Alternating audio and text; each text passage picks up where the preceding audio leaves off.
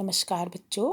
आज मैं आपको आपकी बसंत पुस्तक में से पाठ 5 चिट्ठियों की अनूठी दुनिया ये समझाने जा रही हूँ। आप ही अपनी पुस्तक सामने रख लो और इसमें से जो आपको लाइंस में बताऊँगी उसको अंडरलाइन करते जाना। उसी में से आप क्वेश्चन और आंसर फ्रेम कर सकते हो।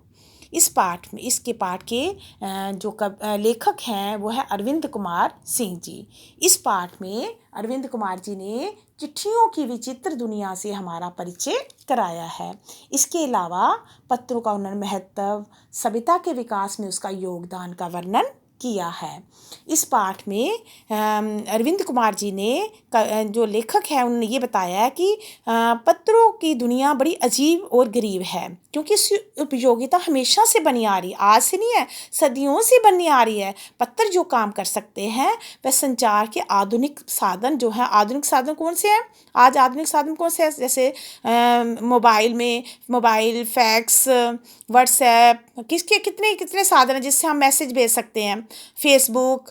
तो आज अनेक साधन आ चुके हैं, लेकिन लेखक कहता है कि पत्र जैसा संतोष जो है फ़ोन या एसएमएस का संदेश नहीं हमें दे सकता। यानी कि पत्र के द्वारा जो संतोष मिलता है वो हमें एसएमएस के द्वारा नहीं मिल सकता। इसके क्या कारण हो सकते हैं?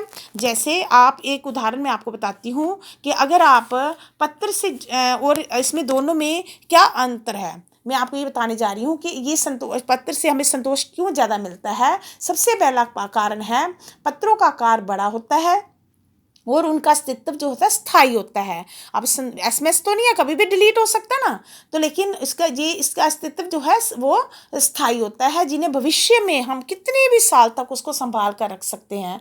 लेकिन पत्र से जो आत्मीयता, प्रेम, गहरा लगाव होता है वो ऐसा संचार के अन्य साधनों में नहीं मिलता। पत्रों को संग्रहित करके हम इकट्ठा करके एक पुस्तक का रूप दे सकते हैं, और लेकिन एसएमएस को हम नहीं ऐसा कर सकते। पत्र संदेश भेजने का सबसे सस्ता साधन है। अब पत्र कितने का आता है? 5 रुपये का ज़्यादा से ज़्यादा। तो लेकिन संचार के अन्य साधन जो बहुत महंगे हैं, तो जबकि एसएमएस जो है महंगा साधन है, उसको हम जब भी लिखते हैं, पत्र को हम डिटेल में लिखते हैं, जो हमारे पैसे थोड़ी लगते हैं, जितना मर्जी हम बड़ा करके लिख सकते हैं। लेकिन जो अगर एसएमएस लिखना है तो उसके जितने डिटेल में लिखेंगे हमारे चार्जेस लगते जाएंगे ना, तो इसके लिए हम उसको शॉर्ट में लिखते हैं। और पत्र पाने वाले के पास अगर कोई साधन का होना आवश्यक नहीं है। जाने मानो हमने किसी को पत्र लिखा तो उसके पास ऐसा कोई साधन नहीं होना चाहिए कि वो उसको पत्र लिया, उसने पढ़ लिया। लेकिन अगर हम एसएमएस भेज रहे हैं तो सबसे पहले तो उस आदमी के पास भी फ़ोन होगा, मोबाइल होगा, तभी वो हमारा एसएमएस पढ़ सकता है। इस प्रकार हमने देखा कि जो पत्र से हमें संतोष मिलता है वो एसएमएस के या संचार के अन्य साधनों के द्वारा नहीं मिल सकता। अब उसने लेखक ने ये कहा है, मानव सभ्यता के विकास में इन पत्रों में अनूठी दुनिया निभाई है। इससे हमें इस पत्रों से हमें संदेश के साथ साथ प्रेरणा भी मिलती है। अब पत्र कई प्रकार के होते हैं, चीज़ नोट करके रखना। पत्र को उर्दू में खत कहते हैं, और संस्कृत में पत्र, ठीक है, और कन्नड़ में कागज, तेलुगु में उत्तरम, जावू और लेख, ठीक है, और तमिल में काडिद कहा जाता है। ये आपके प्रश्न उत्तर में जो पीछे बैक एक्सरसाइज में क्वेश्चन आएंगे उसमें आपको ये क्वेश्चन आएंगे कि मतलब कौन सी भाषा में पत्र को क्या कहा जाता है, ठीक है। और पत्र को यादों को सहेज कर, मतलब पत्र जो भी उसकी जो कोई लिखता है उसकी हम सहेज कर रख सकते हैं, यानी कि कितने भी साल उसको संभाल कर रख सकते हैं। आज अनेक साधन आ गए हैं, लेकिन आज भी हमारे देश में, भारत में 4.5 करोड़ चिट्ठियाँ आज भी डाक में डाली जाती हैं, यानी कि इतनी चिट्ठियाँ आज भी हमारे देश में डाक में डाली जाती हैं। इसके अलावा पंडित जवाहरलाल जी ने 1953 में सही कहा था कि हजारों मतलब साल तक संचार का साधन केवल हरकारे को होता है, रनर्स। पहले सबसे पहले चिट्ठियाँ किसके द्वारा पहुँचाई जाती थी? घोड़ों के द्वारा। फिर आस्ता आस्ता रेलवे तार में बदलाव आया, फिर गति तेज हो गई, फिर इस प्रकार बाद में अब कई साधन है, टेलीफोन है, वायरलेस है, रेडार बार दुनिया, इस सब ने इस दुनिया ही बदल को इस सब ने दुनिया को बदल ही दिया है। अब तो 1 सेकंड में हम मैसेज पहुंचा सकते हैं। पहले हमें कितने कितने महीने उस चिट्ठी का इंतज़ार करना पड़ता था। चिट्ठी भेजने वाला पहले भेजेगा, कितनी देर बाद पहुंचेगी, फिर उसका जवाब आएगा, वो हमें भेजेगा जवाब, उसके लिए हम कितने कितने महीने इंतज़ार करते थे। लेकिन आज ऐसा नहीं है। आज तो 1 सेकंड में मैसेज करो, उसी टाइम उसका रिप्लाई आ जाता है।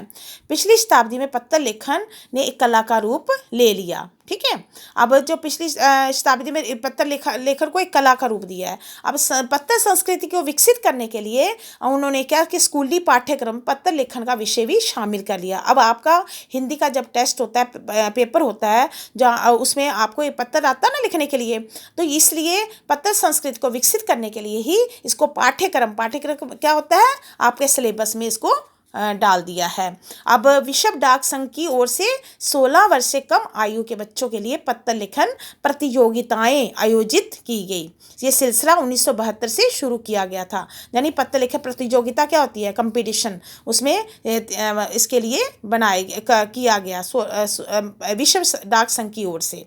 ठीक है, और इसी प्रकार अब हमने देखा कि फैक्स, ईमेल, दुनिया में अनेक जो आज शहरों में तो कम है, लेकिन देहाती क्या होती है, जो गाँव के लोग आज भी चिट्ठियों का इंतज़ार कर रहे हैं। महानगरों में तो कम हो रहा है, लेकिन देहातों में आज भी चिट्ठियों का लोग बेसब्री से इंतज़ार कर रहे हैं। फैक्स, ईमेल, टेलीफोन, मोबाइल ने इस तेज़ी को रोका है, लेकिन व्यापारिक चिट्ठियां हैं, आज भी इसकी संख्या बढ़ रही है। इसकी संख्या में कोई कमी नहीं आई है। तो इसके अलावा हमारे जो सैनिक देखो बॉर्डर पर बैठे होते हैं, वहाँ नेट नहीं होता, तो वो उनके लिए क्या साधन है, फैमिली के बारे में कुछ पता करना है, जहाँ उनको जो फैमिली की से चिट्ठियों का इंतज़ार करते हैं। उत्सुकता क्या होती है, बड़ा बेसब्री से इंतज़ार करते हैं। ठीक है, इस प्रकार वो पत्रों का महीनों तक इंतज़ार करते रहते हैं। आज भी बड़े बड़े लेखक, उद्यमी, कवि, प्रशासक, सन्यासी, किसान, इनकी पत्र रचनाएं अपने आप में अनुसंधान का विषय है।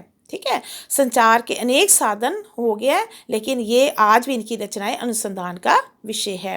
दुनिया के तमाम संग्रहालय में आज भी, संग्रहालय क्या होता है, म्यूजियम में आज भी महान हस्तियों के अनेक पत्र आज भी सहेज कर रखे गए हैं। तुम जब भी कहीं भी जाओ, कितने सालों बाद भी तुम इन चिट्ठियों को पढ़ सकते हो। और महात्मा गांधी के बारे में तो आपने सुना ही होगा कि जब भी आपने जो भी उनको लोग चिट्ठियाँ लिखते थे, वह उन चिट्ठियों का जवाब थे अपने हाथ से देते थे। जब उनका दाहिना हाथ दर्द करता, तो बाएं हाथ से वो उन चिट्ठियों का जवाब लिखना शुरू कर देते। और जिसको इस चिट्ठी का जवाब मिलता, तो इस चिट्ठी को वो पत्र को प्रशस्ति पत्र क्या होता है, एक प्रशंसा पत्र से कम नहीं समझते थे। इसके अलावा आज भी हमारे देश में शहरी इलाकों में आलीशान हवेलियाँ हो, जहाँ झोंपड़ियाँ हो, जंगल हो, रेगिस्तान हो, समुद्र हो, अनेक जगह पर आज भी खतों का सब लोग बेसब्री से इंतज़ार कर रहे होते हैं।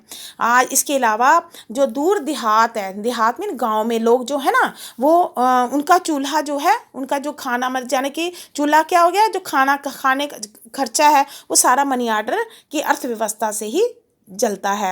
यानी कि जो कुछ देहात में, गांव में कुछ ऐसे लोग रहते हैं जिनकी फैमिली जो है शहरों में है, मानो तो जो जहाँ कोई फौज में है या किसी जगह मतलब फैमिली बहुत दूर है, तो वो अपनी फैमिली को पैसे भेजते हैं, तो मनी ऑर्डर के द्वारा भेजते हैं। जब वो मनी ऑर्डर लेकर जब मतलब डाकिया उनके पास पहुंचता है, तो एक देवदूत के रूप में उसको देखते हैं। देवदूत क्या होता है, देवता के रूप में, क्योंकि उनको तो लगता है कि फैमिली जो हमें पैसा देने आ रहा है, तो वो एक देवता है। इस प्रकार लोगों का आज भी चूल्हा जो है, घर का खर्चा मनी ऑर्डर के द्वारा ही चल रहा है। लेकिन आज लोग इंटरनेट से ट्रांजैक्शन भी कर रहे हैं, लेकिन मनी ऑर्डर से भी लोग गाँव में पैसे अभी भेजते हैं। इस प्रकार अब आपने देखा कि जो पत्र है हमें संदेश के साथ प्रेरणा भी देता है। तो हमें पहला जैसे पत्र जैसा संतोष फ़ोन या एसएमएस का संदेश क्यों नहीं दे सकता, ये मैंने आपको पहले भी बताया क्यों नहीं दे सकता। अब आपने ये समझा है लेसन। अब आप ये इसको मैं आपको 10 क्वेश्चन भेजूंगी और उसके आंसर आपने खुद इसमें से फाइंड आउट करने हैं, उसके आंसर खुद लिखने हैं। थैंक यू बच्चों।